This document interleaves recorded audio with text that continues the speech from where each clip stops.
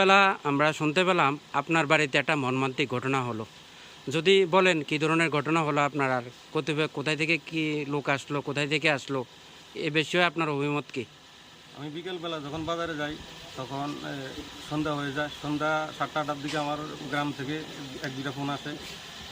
তোর বাড়িতে নলছর থেকে কিছু এ, লোক আইছে, তোরে আইয়া গালাগালি এই সেই মাইরালে উডেনি বুগি এই ধরনের হুমকি ধুমকি দিতে আছে।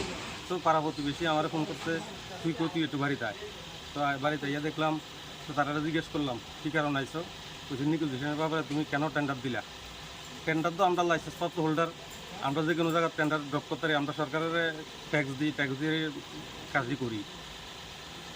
তখন 2-3 গাড়ি তারা আইসে, বাই দ্য ওয়ে আমি গ্রামের প্রধান মেম্বার সবাই আমি জানাই। তো তারাও এগিয়ে আইয়া পুলিশেরও খবর দিছি, তারাও আইসে। তো তারা একটা ঘরের মধ্যে নিয়ে তারা জিজ্ঞাসাবাদ করতে আছে, কেন আইসো তোমরা।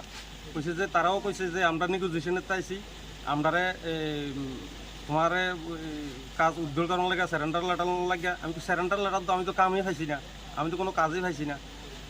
তারপরে প্রধান এবং মেম্বাররা যৌথ ইয়েতে সমাধান করে পুলিশের উপর হ্যান্ড ওভার করছে, হ্যান্ড ওভার করে তারা থানাতে নিয়ে গেছে।